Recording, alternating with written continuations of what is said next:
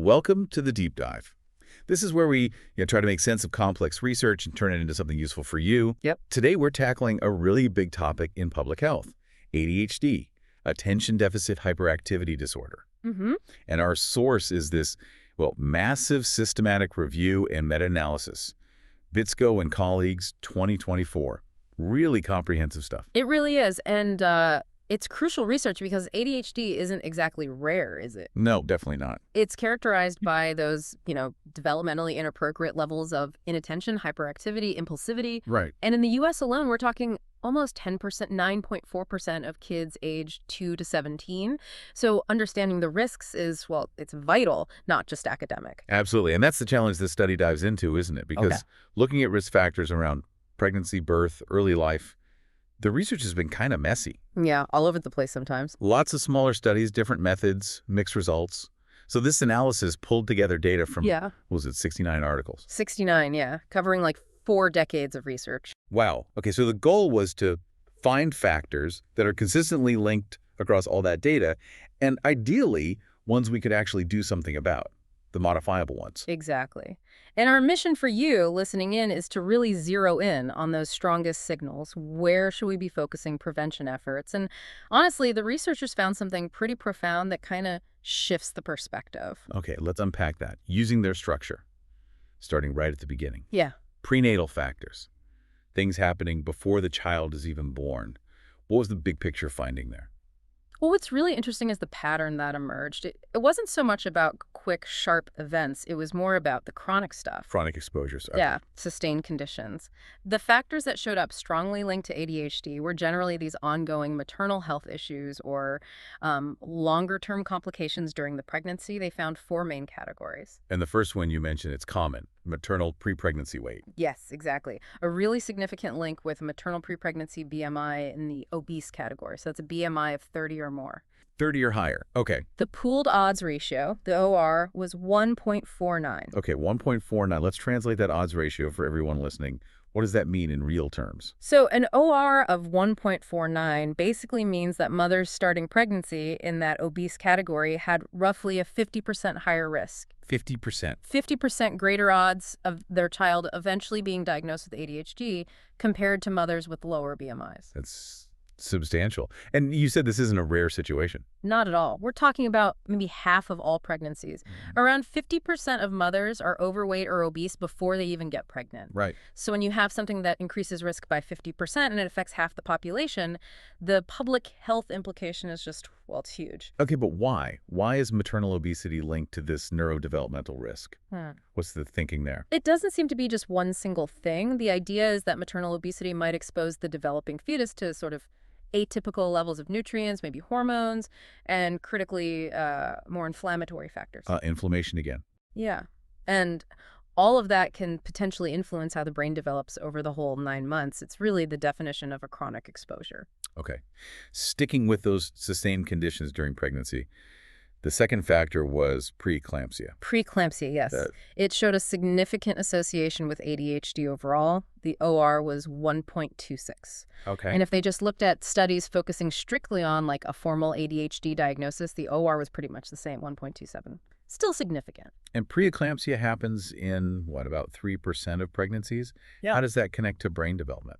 Well, it's often related to vascular issues, blood vessel problems. So preeclampsia might influence neurodevelopment through those chronic inflammatory mechanisms we mentioned, but also potentially through periods of hypoxia that's oxygen deprivation to the fetus, which of course can impact critical periods of brain growth. Makes sense. And it wasn't just specific diagnoses like obesity or preeclampsia, right? Yeah. They found a broader category of general pregnancy complications also signaled risk. Exactly right. This was kind of a catch-all for things like severe morning sickness, other maternal illnesses, bleeding before labor, placental issues. Okay. And that category showed a pooled OR of 1.47 overall. And again, for diagnosis-only studies, 1.49. So that really hammers home the point, doesn't it? That ongoing difficulties during pregnancy, these sort of chronic challenges, significantly bump up the risk. It strongly reinforces that theme, yes. The sustained issues seem key. All right. The last prenatal factor is maybe a bit more technical. It involves hormones, prenatal testosterone exposure, measured using finger length ratio. That's the one. The 2D.40 ratio, the length of the index finger compared to the ring finger, it's pretty widely accepted now as a sort of biological marker, a proxy, for how much testosterone the fetus was exposed to in the womb. Like a permanent record. Kind of, yeah. And the key thing to remember is that a lower ratio, a shorter index finger compared to the ring finger, indicates higher prenatal testosterone exposure. Okay, lower ratio, higher testosterone. How did that connect to ADHD symptoms? Well, they found that higher levels of prenatal testosterone, so that lower finger ratio, were significantly associated with both types of core symptoms. Both. Okay. Yeah. Inattentive symptoms showed a correlation coefficient of netting 0.16, and hyperactive impulsive symptoms had a coefficient of netting 0.14. Ah, okay, so we need to pay attention to the negative sign there. A negative correlation coefficient means as the ratio goes down, higher testosterone, the symptom scores go up. So it's actually a positive link with risk. Precisely. That's a crucial detail. Lower ratio, higher testosterone, higher symptoms. Got it. And, this finding adds some serious weight to the theory that maybe elevated prenatal testosterone plays a role in why we typically see higher rates of ADHD diagnoses in boys compared to girls. Interesting. Okay, so we've established that these chronic conditions during pregnancy seem to be laying some groundwork. What about after the baby is born? Let's shift to that postnatal period. What did the data show there? Right. So moving into that time right after birth and early infancy, two main categories related to the baby's early health status really stood out. First one sounds like an immediate snapshot of health. Low APGAR score. Correct. Specifically, an APGAR score of less than 7 taken at 5 minutes after birth. The odds ratio there was 1.30. Okay, and APGAR scores. We can't really change the score itself after it happens, right? No, it's an observation right at birth, but it acts as a really strong indicator of the infant's overall health status at that moment. It's likely flagging some kind of neurological distress or, maybe poorer outcomes generally. Is it common? Actually, no. This is relatively rare, affects less than 1% of infants, but it's a significant marker when it does occur. Okay, so after the APGAR, the second significant factor in early life involved neonatal illness. Yeah, this was mostly defined by whether the baby needed admission to the neonatal intensive care unit, the NICU. Ah, okay. NICU admission. Right. And the pooled ORR for that was 1.50. And this one is much more common. About 12% of newborns end up in the NICU. 12%, wow. Yeah. And it often involves situations where maybe oxygen was limited or there was an infection or other really stressful events for the baby right at the start of life. Again, it kind of represents a period of sustained high-level stress on their system. Okay, that fits the pattern. And then finally, there was a factor related to early care, maybe environment, that had one of the highest effect sizes they found, breastfeeding. Yes, this was a major finding. The absence of breastfeeding, specifically defined in the studies as never breastfed, showed a pooled ORR of 1.55. 1.5, that's the highest we've mentioned so far for like a potentially modifiable factor. It is. So never being breastfed meant roughly a 55% increased risk compared to those who were breastfed at some point. Why is such a strong connection? Is it just nutrition? Well, the strength of it suggests it's probably more complex than just nutrition. Yes, nutritional factors, hormone exposure from milk, those likely play a role. Okay. But the researchers also highlighted the social and emotional aspects. Breastfeeding is often linked with, better maternal-child attachment and potentially lower rates of maternal depression or even child maltreatment. And those things themselves are known independent risk factors for ADHD. Ah, so it's like tackling multiple risk pathways at once, potentially. That's it seems to connect several dots. That's really useful knowledge. Now, thinking about where to focus efforts, it must be just as important to know what didn't show up as significant, right? So we don't waste energy on things we thought mattered. Absolutely crucial. And this is where that chronic versus acute idea really gets strong support. Because the factors happening right at the moment of birth, those really intense but short duration acute events, they consistently came out as non-significant in the meta-analysis. Even things that sound really serious. I mean, I would guess major problems during labor would be high on the list. They were definitely looked at, but the pooled data just didn't reach statistical significance consistently. Like perinatal asphyxia, that's a really dangerous event. Lack of oxygen right around delivery. Yeah. The OR was 1.31, but overall the evidence was deemed non-significant across the studies. Same for general labor complications or R1.1 seen, but not significant. Huh. Okay. What about how the baby was delivered?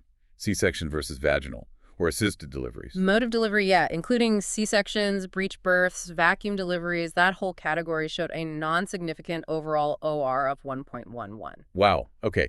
So the takeaway here seems pretty clear then. We should be looking more at those sustained, maybe systemic stresses, mother's health before and during pregnancy, inflammation, prolonged issues for the newborn, Exactly. rather than the sort of rapid physical events of the birth process itself. Right. That really does shift the focus, doesn't it? It really does. It supports the idea that maybe getting a larger sort of dose of exposure, whether that's hormonal imbalance, chronic inflammation, periods of reduced oxygen during gestation or right after birth, that seems to be more consequential for long-term neurodevelopment than even a severe but very short single event like the delivery itself. Right. Okay, so let's try and tie this all together. We look at these significant factors: pre-pregnancy weight, preeclampsia, neonatal illness, no breastfeeding.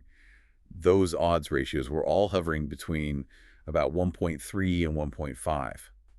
How should we interpret that size of effect when we think about public health or prevention?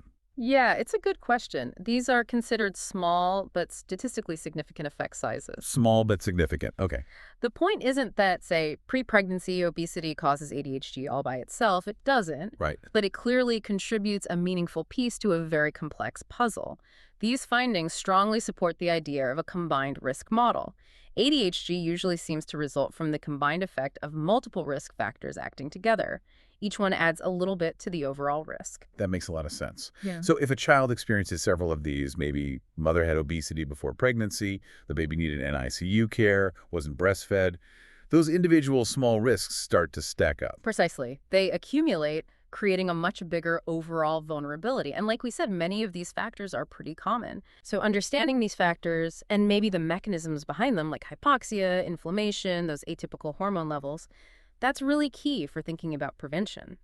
The study concludes by suggesting we need an integrated family care approach. Integrated family care. Okay, what does that actually look like? Sound like more than just separate visits to the OBGYN and the pediatrician. It has to be. It means breaking down those silos we often have between women's healthcare and pediatric care. It means making sure that this really important history, the prenatal factors, the neonatal course, gets passed along seamlessly. And not just passed along, but actually used by pediatricians to maybe flag kids who had multiple risk exposures early on. So proactive screening based on that history. Exactly. If we know a child faced, say, maternal obesity plus preeclampsia plus an NIC stay, we can start screening earlier, offer support, maybe intervene sooner instead of just waiting for problems to become obvious years down the line. That could make a huge difference in outcomes. Okay, let's try to summarize the main takeaway for everyone listening today. This huge review seems to tell us pretty clearly. For ADHD prevention or mitigation, we should really focus on those chronic maternal health risks. Yep.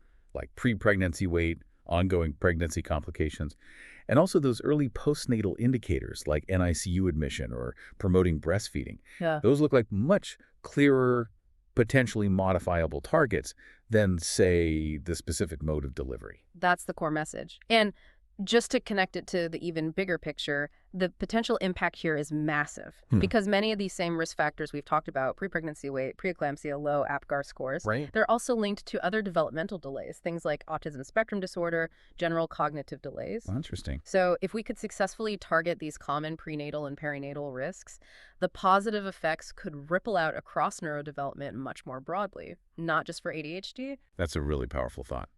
Okay, so to leave you, our listener, with something to chew on, we've heard the solution might lie in this integrated family care, connecting maternal and child health records and practices.